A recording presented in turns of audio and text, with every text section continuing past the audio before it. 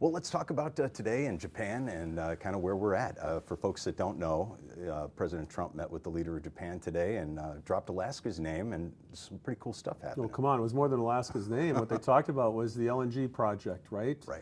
I mean, I don't know how many people realize that Alaska pioneered LNG export for the Western world in 1969. In 1964, the first LNG export plant was built in Algeria. Our plant came in '69, just a couple of years after, and we shipped gas for 50 years to Japan. So we pioneered LNG export. No one else was doing LNG export until just a few years ago in the United States. Most of the terminals were for importing gas because we had yet to apply the fracking technology, et cetera, et cetera. So Alaska was a leader then. We're hoping now with this pipeline project that Alaska will lead again for the next 50, maybe 60, 70 years with gas. And so President Trump's been a huge fan of Alaska. We're the only state that got its own executive order the night of his inauguration. No other state's gotten their own executive order. And the gas line, there was a 2-minute campaign video that the president did before the election about Alaska, and he brings up the gas line. He's got a real affinity for Alaska, which I'm very grateful for, to be honest with you.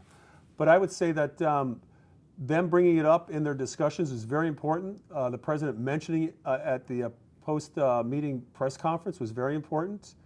And again, the parts keep moving together. We aren't going to celebrate until we have paper signed and the ink is dried, but things are looking better and better every day.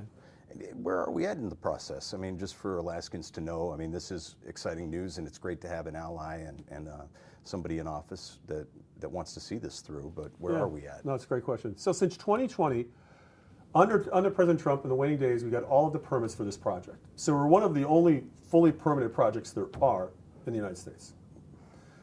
Then we began getting sellers of gas wanting to sell. Great Bear Pantheon, Hillcorp, Exxon, ConocoPhillips, they're all talking now and engaged in gas sales precedence agreements.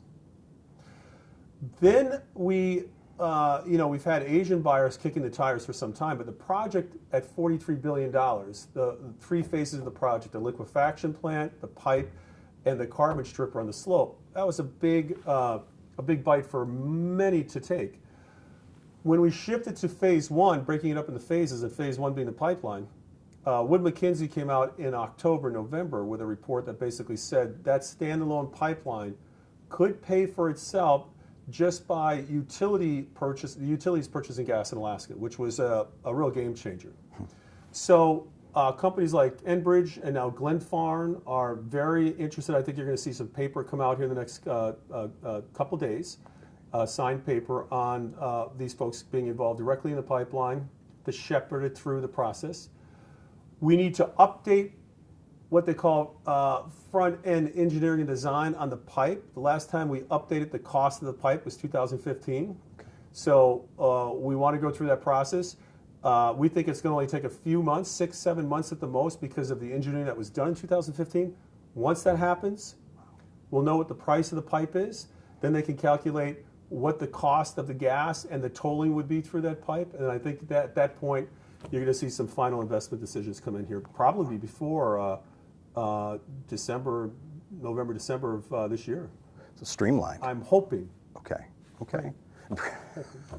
And this would benefit not only our relations with Japan and taking care of folks in Asia, but also people along the pipeline. Would that the whole help state? The whole state. Because when the bills were passed in 2012, back in I think it was 2012.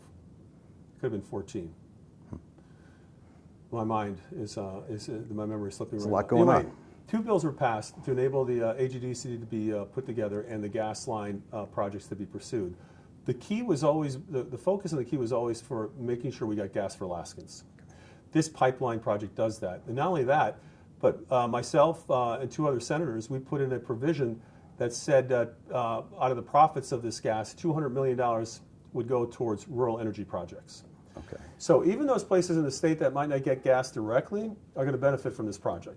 So our goal back then and is now is to energize the entire state, bring as much energy as possible to the entire state, as cheaply, efficiently, and long-term reliable energy. So that's the goal. And that's why you see us talking about pipelines, you see us talking about hydro, wind, solar, upgrading our lines, everything, because we have tremendous capabilities and opportunities here. And so I think you're going to see a very interesting energy conference that we usually have in May. It's going to be June 3rd, 4th, and 5th this year. I think you're going to see some interesting speakers that'll be coming up.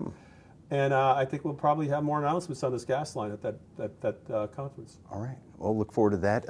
Anything else you'd like to say, or anything else you'd like to address in terms of the gas line, or anything else? No. You know, again, this is all good news. Again, we're not going to really have the parade and celebrate until we see the paperwork, the appropriate paperwork signed that really puts us over the hump. But we're closer than ever, and we're heading in the right direction. Awesome.